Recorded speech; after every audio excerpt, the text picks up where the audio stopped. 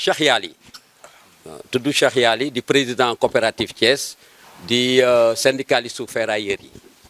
waaw ñu am na ñu woote point de presse pour gën a feddali suñu liggéey ak waa nguur gi ndax suñu actuellement danoo am problème ci secteur bi problème bi mooy danoo tëj suñu métaux yi ni du jàll mu indi tuuti gàllankoor nag ci ñun bon bi ñu demee président de la république recevoir ñu xamal ni ñun lii dañ see war a waxtaan buñ ci waxtaanee bu ñu juboo ñu xool nan la ñuy doxalaate secteur bi bi mu ñu joxee ministre bi nga xam ne moo yor commerce bi Amadou Ba Abdou Fofana je pense bon bi ñu ko joxee léegi kooku ñëw jël ko jox ko directeur bi directeur waxtaan ak ñun ni nu nan ngeen ko bëggee ndax yéen a ñu gën a xam affaire bi comme yéen a ñu ko gën a xam nag damay teg affaire bi seen loxo ngeen xool yan protocole d'accord ngeen di am entre les Indiens yan protocole d'accord ngeen di am entre les industries bu paree ngeen jébbal ñu li nga xam ne mooy protocole d'accord yi ñu valider ko bu ko defee ngeen di liggéey bu normal bon liggéey nag ci Sénégal dafa mel ni kuy faj ab góom ku koy faj day métti pour l'instant nag tëj nañu affaire yi métti na trop ci ferrailleurs yi moo tax ñi ko tëj mooy état moo ko tëj exportation bi la tëj bi mu ko tëjee ñun métaux yi nga xam ne moom lañ tëj danoo waroon a tëj tout court fer bi nga xam ne moom la industriel yi soxla mooy lan fer bu nooy bi léegi nag dafa am beneen fer boo nga xam ne mooy métaux yi dañ ko waroon di génne te ñun boo xoolee métaux yi si la ñuy gisee suñu bopp boo seetee métaux yi xaalis bi ñu jotoon a yor yëpp dañ ko def si métaux yi ba pare tabaski jub si ñu war a jàppale suñu njaboot war a jàppale suñuy apprenti da ngay xool suñu moto yi nga xam ne xale yi moom la ñuy liggéey ñu nga nele gaare benn xale xëyatul ndax xaalis bi ñu yoroon yëpp def nañ ko ci amatuñu liggéey looloo ñu téye ñuy ñaan nag le président de la république di ñaan ministre bi nga xam ne vraiment man de Cheikh Yali rafetlu naa liggéeyam lool waaw foofa na ñi ngi kontaan ci ñi nga doxale jox nañ la liggéey xëy na tëj nga ko xàmmee woo métaux yi ba tax nga tëjaale loo xam ne xamoo ko woon mais biñ la ko waxee it nee nga concerté wu leen su ngeen paree ngeen wax ma signé ñu validé góom la nag bu ñuy faj métti na mais it mi ngi dox liggéey non biñ ko téye léegi war na mat weer xëy na nag dafa métti ba tax na am yenn kuréel yu génn am na ñu waxee gënaluñu neexuñu moo waral sax tey jii point de presse bii ñu di ko def bu nu sañoon tey jii kenn du wax lu ñaaw ci moom ndax depuis ñu jox ko ba léegi am na ay nit yuy dugg ak a génn mu leen di recevoir di nu recevoir décès yi di waxtaan ak ñun ba pare considéré ñu comme ay sénégalais waaw. fan ngeen toll ci concertation yéen ak Indiens ngi waxtaan wala. waaw ñi ngi waxtaan ak les Indiens pour ñu xool benn protocole d'accord boo xam ni moom mooy dox suñu diggante ñu xam ni nii liggéey ak ñoom puisque affaire bi dafa am pëccëxoo concurrence déloyale yi bëri te mu am certains ñin ñoo xam ne loolu moo leen di gën a te loolu ñun arrangé wuñu ñun ñi nga xam ne ñooy acteurs yi dugg ci àll bi ñun bu ñu sañoon dañuy mën a am yenn moyens yi jox yenn boy yi di dem di liggéey mais dafa am certains nit ñoo xam ne dañuy bëgg a tëdd seen kër bëgg di exploiter xale yi ak di saboter bon ñun ñi nga xam ne ñoo nekk ci terrain bi gis nga ma tëni laa sol liggéey lañu gëm ndax liggéey moo ñuy may voilà. waaw ñooñu di tëkku ministre bi peut-être xëy na nit bu jaaxlee ku sa gémmiñ di nàcc doo wax lu doo wax jàmm waaw peut-être xëy na ñooñu kii bi météo yi ñu téye ferrailleurs yi war a dem bay ñi war a préparer seen tabaski ñi ameel seen i employé te léegi actuellement nii ñuy wax xale yi kenn liggéeyul ñëpp a ngi toog kon ñooñu bu ñu génnee ni ñu ko sentiré dekk ay xale noonu rek la ñuy waxee. ci yéen lañ bokk ñoom. waaw si ñun lañ bokk ndax dafa bëri ay kuréel mais ay xale moom mag day demee xel xale demee ak fitna ak doole moo waral vraiment ñu waxee noonu waaye loolu ñu ngi koy jéggalu monsieur le ministre xamal ni ko daal ñun ñëpp moo nu bokk njaboote waaw ñu ngi si ginnaawam bu sañoon daal mu jàppale ñu ubbi affaire bi ñu door a régler ñun ferrailleurs yi ñu waxtaan régler nan la ñuy liggéey ak les industries nan la ñuy liggéey ak les Indiens bu ko defee mu nekk loo xam ne comme ni nu ministre bi wax nii comme bii di dem ci àll bi damaa bëgg mu dellu ci sénégalais yi ñu rafetlu ko lool moo waral lii tey. salaamaaleykum maa ngi tudd Cheikh Diop di secrétaire général AAB di secrétaire général Union des ferrailleurs industriels brocanteurs et artisans du Sénégal. waaw li Cheikh Yali wax li nga xam ne moom laa ci bëgg a yokk mooy il faut ñu xam ne dañoo nekk ci secteur boo xam ne dafa yàgg ci informel ay jafe-jafe yàgg cee am ba tey ñu toll foo xam ne nag dañoo toll ci di ko organiser di ko assainir ak di ko formaliser. ci loolu ki nga xam ne tey moom mooy monsieur le ministre Abdou Karim Fofana ñëw ci secteur bi mu bees mu taxaw ngir nag secteur bi ñu assainir ko organiser wu ko xëy na am na dogal boo xam ne moom moo njëkk a jib muy mu jug le 23 avril bi weesu muy arrêt de l'exportation ci bépp matière boo xam ne dafa concerner secteur bi mbir yu bëri waral ko benn bi lenn li jóge ci douane ak liggéey boo xam ne dafa doon am ci diggante indien yi ay devises yoo xam ne dañ ko waroon a fay am ay manquement ñu koy topp lenn li jëm ci industrie yi nga xam ne dañ fay nekk te ñu war leen ravitailler en ferraille ñu manqué ko tax ñu tëj ko waaye tëj boobu dafa am ay métaux yoo xam ne dañ cee bokk muy aluminium cuivre bronze ak yu demee noonu ñu tëjaale ko loolu nag moo indi jafe-jafe ci ferrailleurs yi ba tax ñu génn def ay sorties waxin boo xam ne ku ko dégg di nga xam ne ñii kat dafa am lenn lu leen metti moo tax ñu waxee noonu waaye ñun ñi nga xam ne boobaak léegi ñu ngi yéeg ci kaw di waxtaan ak kilifa yi ñu ñuy jox ay information xam nañ ni mbir mi fi mu toll nii lenn rek moo ciy jafe-jafe météo yi tëju waaye mi ngi ci yoon bu baax ndax may nañ ñu ay waxtaan yoo xam ne ñi ngi koy am ba am na protocole boo xam ne am na suñu digganteeg industrie ñu waxtaan ci ba déggoo ci naka la ñuy war a liggéeyee te loolu mësta am ci secteur bi kon loolu fi mu toll mooy dañ ko war a signé balaa yàgg tey jii nii bu ñu jugee fii am na réunion boo xam ne war nañ koo am ak ñi nga xam ne ñooy exportateurs yi waxtaan ak ñoom ci conditions yi nga xam ne moom la ñu war a liggéey ak ñoom tënk ko ba nga xam ne dinañ xam ne secteur bi fii lay jaar ci wàllu export ci loolu ñun ferrailleurs yi muy union ak fédération ak bépp acteur bu nekk ci secteur bi daje nañ waxtaan ba tënk ak plateforme boo xam ne lépp luy jafe-jafe wala lépp luy yokk-yokk ci ferraille bi fa lañ ko fas yéenee jaarale te loolu nguur gi gunge nañu ci ba ñu mën cee àgg ku demee ni tey ki nga xam ne moom lañ ñu booleel ci décès yi muy monsieur Ba Alioune Badara moom it nga xam ni yëf yi dafa bees ci moom ak équipe boobu yëpp muy directeur du commerce monsieur Ndaw ak SG monsieur Laax ñoom ñëpp ñu ngi taxaw ci secteur bi ndax ñëpp a xam importance bi ndax gis nañ yitte bi nga xam ne ministre bi def na jëmale ko ci pour ñu organiser ko assainir ko li nga xam ne nag mooy arrêt de l'exportation bi moom maanaam fi ñu ci toll mooy ñoom bind nañ ba jébbal ko budget pour ñu xool ko nga xam ni buñ sàgganul ci fan yu néew rek tey jii xëy na li muy férié moo tax waaye suba wala gannaaw suba normalement affaire yi war naa ubbeeku kon loolu nag ñuy woo ferrailleurs yëpp ñu gën a ànd ak dal gën a ànd ak xel ñu fexe ba nga xam ne jafe-jafe yii ñuy am tey ëllëg ñu bañ ko amat te loolu dara duñu ko may lu dul organiser wu assainir secteur bi ba mu jaar ci yoon boo xam ne nii dina mën a mucc ayib.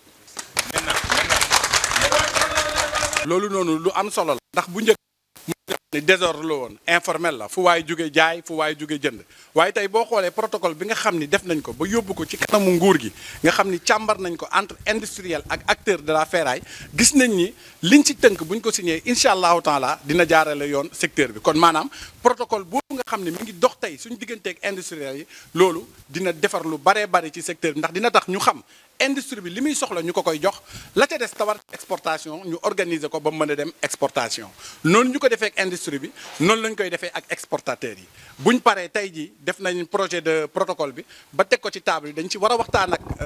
exportateurs yi buñ déggoo ñu daal di teg kii boobu nga xam ne moom mooy protocole bi mu jaar nañ ci yoon surtout nag li nga xam ne moom lañ gën a rafetlu ci taxawaayu nguur gi te mu gunge ñu ci mooy plateforme bi nga xam ne nee na nañ dem taxawal ko moom dinañu gunge ci wàllu te commencé nañ démarche yi ci wàllu organisation financière yi nga xam ne ñoo fi nekk lu demee ni DER lu demee ni FONGIP lu demee ni même ADPME par rapport ak formalisation bi yooyu yëpp mi ngi ciy jàppale ndax secteur boo xam dafa yàgg ci informel ñun en tant que acteur ñu doon jël suñuy responsabilité ak suñuy moyens di ko ci def ngir formaliser ko lu demee ni fédération liggéey nañ ci liggéey bu am solo union it liggéey ci liggéey bu am solo tey mbooleem ku nekk Sénégal nekk acteur muy regroupement wala foo mën di nekk ba ci syndicat Thiès ak coopérative Dakar ñoom ñëpp ñu ngi daje autour d'une table di waxtaan di am ay solution loolu nag ñu yaakaar ni lu bees la ci secteur bi waaye lu nar a am njëriñ la incha allah bu si ñëpp àndee. liggéey mooy nekk liggéey plateforme boobu ak waa nguur gi rek nekk wala acteurs yi ak nguur gi. waaw plateforme bi liggéeyam ak ñan ñoo ci nekk waa nguur gi rek wala acteurs yi. waaw xam nga plateforme bi dafa nekk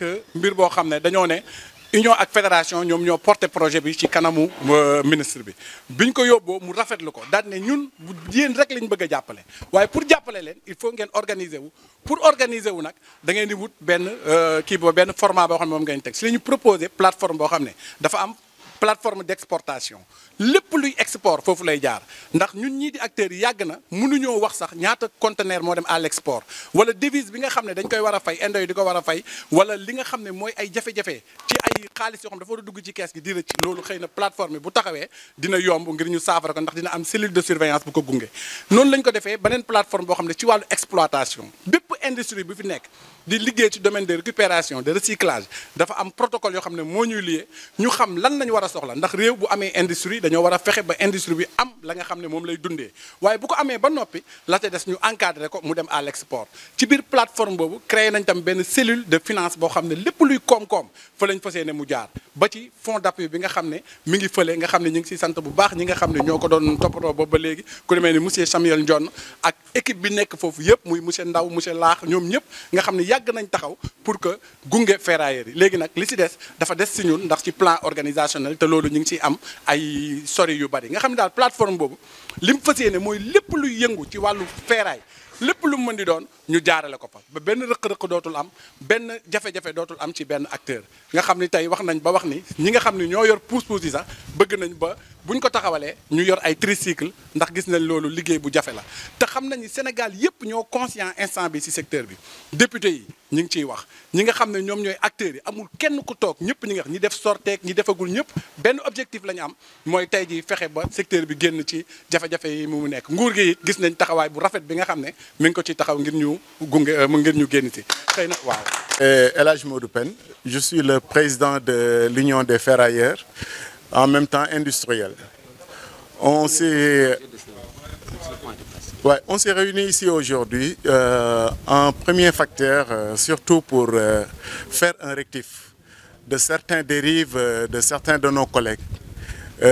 sur des propos pas trop catholiques adressés au ministre du Commerce, M. Abdou Karim Fofana. Pourquoi on fait cette sortie? C'est que M. Abdou Karim Fofana et son équipe, à savoir son secrétaire général Michel Lach,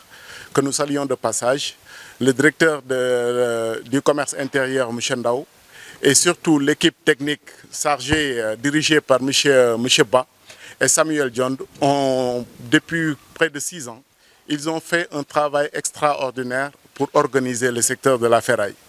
Qui parle de ferraille au Sénégal dit que c'est un secteur qui était purement informel. Aujourd'hui, avec leur soutien et leur aide, on est arrivé à un stade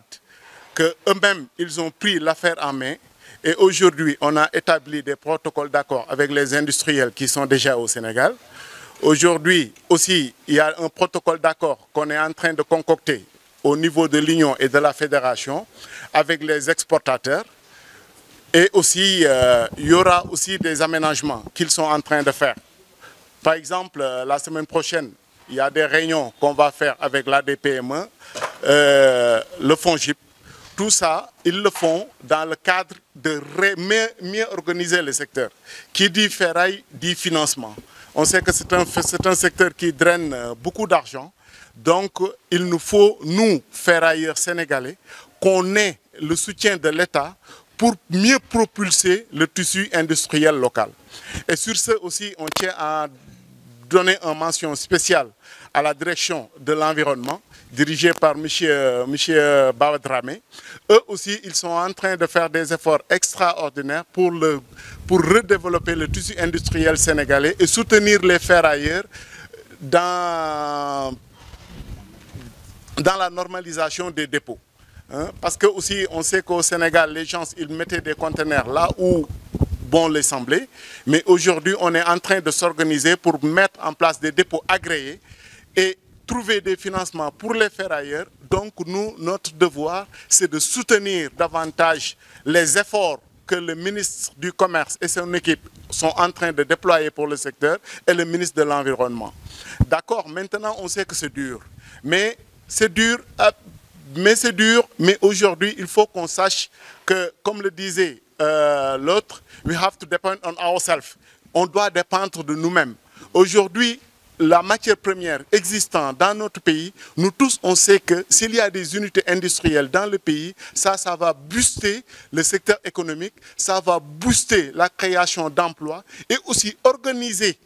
l'exportation pour que le transfert des devises, tant décrié par certains et tant décrié aussi par la douane, tous ces intérêts rentrent dans le secteur. Ça va nous permettre... Ça aussi, ça pourra permettre aux ferrailleurs de réorganiser au niveau des dépôts pour qu'on puisse créer des contrats de travail en bonne et due forme à nos employés, pour qu'on puisse les payer la sécurité sociale, on puisse les payer les impôts. Tout ça, ça rentre dans le cadre de la normalisation. Et ça ne se limite pas à Dakar et à Thiès. C'est un programme national qu'on est en train de déployer avec le ministère sur l'étendue du territoire sénégalais. Et vous êtes pour la formalisation. Vous êtes pour la formalisation. Qu'est-ce que vous proposez à l'État pour la formalisation? Non, pour la formalisation du secteur, très sincèrement parlé, l'État nous a retourné la balle. Parce que l'État, il dit que comme c'est un secteur vraiment purement informel, il nous a retourné la balle pour que nous, ferrailleurs, on se réunisse entre nous et on propose à l'État des plans de sortie de crise. Et je pense qu'on a longuement travaillé durant tous ces 4 ans sur ces plans. Ces plans sont bien concoctés. Aujourd'hui, il y a un premier volet qui est le contrat qui doit nous unir avec les industriels locaux.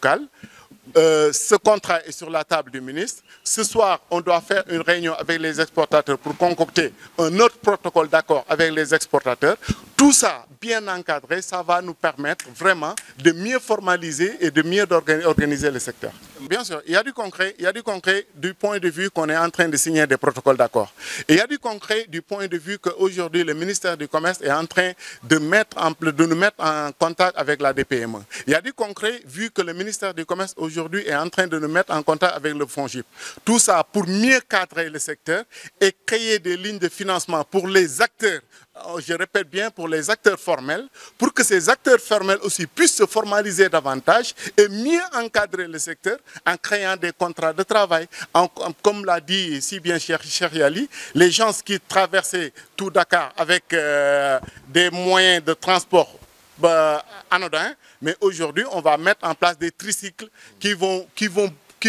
faciliter davantage la récupération de la ferraille dans l'intérieur du Sénégal. Concernant l'arrêt de l'exportation, bon, cet arrêt devait concerner seulement les métaux ferreux qui sont consommés localement. Mais malheureusement, en rédigeant la lettre, il y avait une erreur. Et cette erreur a été dûment rectifiée. Mais vous savez qu'aujourd'hui, bon, ça a quitté le ministère du Commerce et moi-même, j'ai fait le suivi avec le secrétaire général, M. Cheikh Diop, et M. Hassan Bichichi, qui est l'autre président de la fédération. Le document a été signé. Le document aujourd'hui est sur la table du ministre des Finances. Aujourd'hui, c'est férié. Mais je pense qu'à partir de demain, tous les conteneurs bloqués au niveau du port vont être débloqués et les ferrailleurs peuvent entrer actuellement dans leur fonds et continuer leur travail comme ça se faisait avant. Voilà.